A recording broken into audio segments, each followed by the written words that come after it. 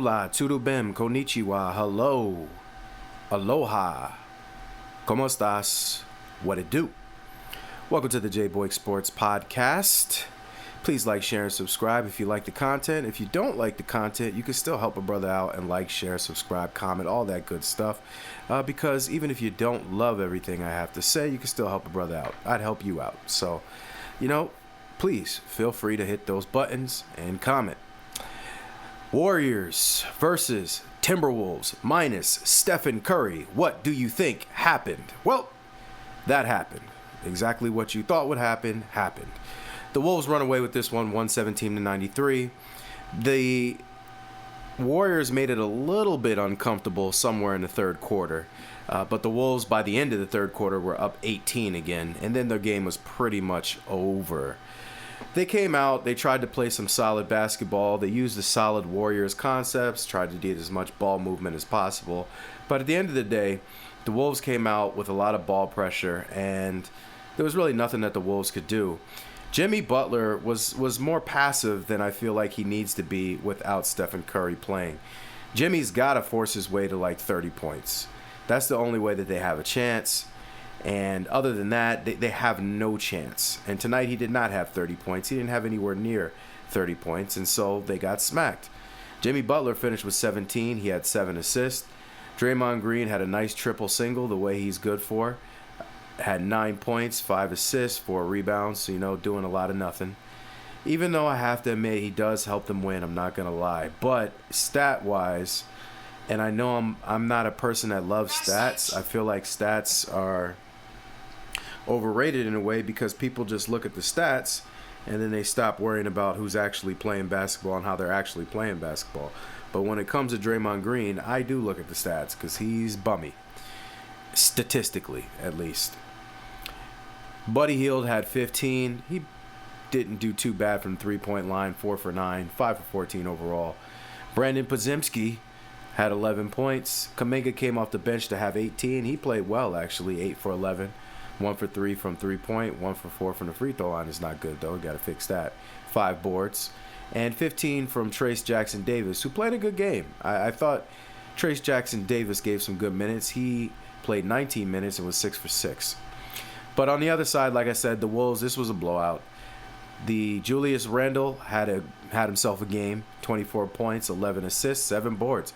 Almost had a triple-double. He was this close. Got to be quicker than that, but he was close. Rudy Gobert got hit in the head and really wasn't the same after that. He played, but it seemed like he was off. He was on the bench touching his head. He only had 5 points, 9 boards, and he really didn't do anything special. No blocks, so I don't know what he was doing out there. Mike Conley didn't struggle to shoot the ball per se, but I don't understand what's going on with Mike Conley. Like, he doesn't look that old out there. He only had 6 points, 2 for 5 from the field, 2 for 4 from the three-point. And Edwards, he actually played a good game. He had 20 points, 6 for 13, 2 for 4. He had a good game shooting-wise, 6 for 8 from the free throw, 5 assists, 9 boards, 3 steals. So he had an okay game. Specifically from the three-point line, he shot a lot better. I thought he made a concerted effort to get to the rack. He did leave with an apparent ankle injury for a little bit, but he did end up coming back and finishing the game, and it wasn't much of a game to finish because they pretty much packed this one up mainly early and mainly often. Like I said, there was a little push in the third quarter where they got it to like 6 or 7 or something like that, but after that, the Wolves went right back up 18, and it was never close again after that. But off the bench, Naz Reid had 11, DiVincenzo had 9.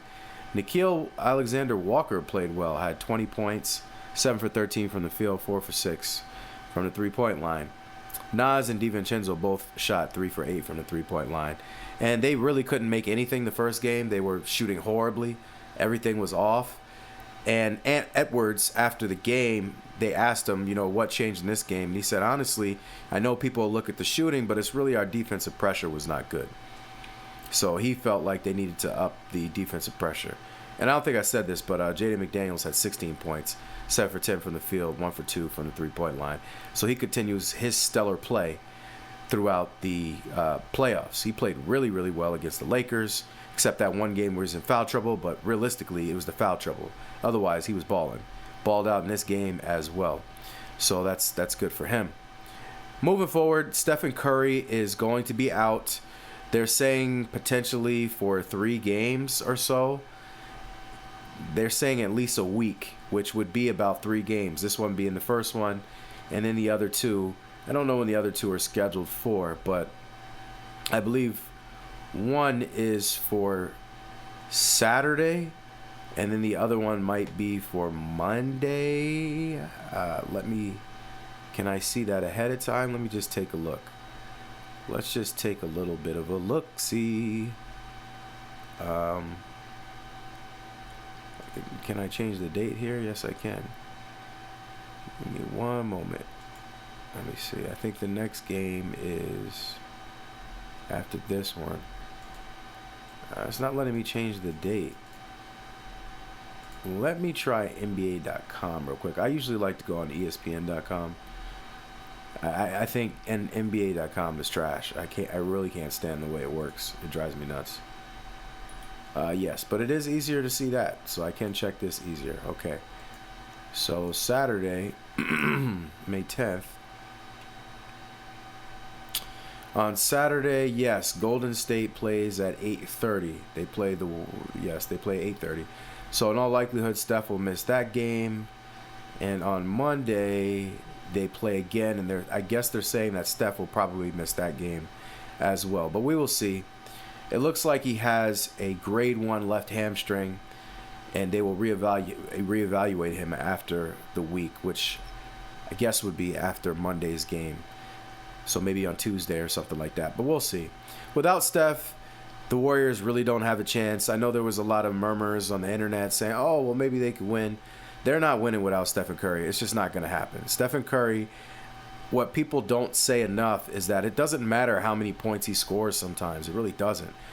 The real question is, even with how much he scores, how many other people score because of the gravity of Steph Curry. Steph Curry is like the sun, and all the planets in the universe rotate around him, trying to live off of its scraps. That's Steph Curry. When he's out there running around, doing his little jogging, shaking his shoulders, putting up the 3 symbol and turning around before the shot goes in, other people get open shots because of that. Heck, man, I remember watching them in the finals against the Cavaliers with Kevin Durant on the team. 3 people still ran to Steph Curry and gave Kevin Durant a wide open shot. That's how tough Steph Curry is on the floor, and that's his gravity. It's a gravity like nothing I've ever seen before in my life, and if you really watch him play, you'll understand that. So obviously the Wolves don't have a chance. The Warriors don't really have a chance. However, if they can steal one game, if Jimmy Butler can give them one masterclass, and Buddy Hield can get open and make enough shots, maybe they could steal one. Maybe, but I really doubt it. The Timberwolves, when they play the way they're supposed to, are a stacked team. Excuse me. Because they just have a way about them. They have good defense, and they can grind you down. Pause, no diddy. And when they're hot, you're done. Most of the time. Against most teams. So if they come out and they're making shots, and even if they're not making shots, they have the pieces to grind down the Warriors, especially without Steph Curry. When they could just lock in on Jimmy Butler, and nobody else really other than Buddy Hield, but Buddy Hield's shooting percentage once he dribbles is actually really low. When he's open and he's taking, jumpers without dribbling, he's disgusting. It's crazy how much. I think they said something like at one point, his 3-pointer without dribbling was like 85%, something crazy like that. So the Warriors got their work cut out for them. If you're the Timberwolves, you continue to play tough defense, pressure the ball, pressure Draymond Green's passing, put the pressure on Jimmy Butler to make other people make plays, and you work off of that. And you should have this. There really shouldn't be much to it after that. So we'll see how that works out for them on Saturday. I'm expecting the Wolves to have another blowout win, but we shall see. Thank you very much for your time. I appreciate you listening. Please like, share, subscribe, and comment. I love to talk with people in the comments, so please feel free to do that for me. Also, don't click off immediately because there's some other suggested videos that we know that you'll love. Thank you very much for your time. Much love. That somehow you never get over leaving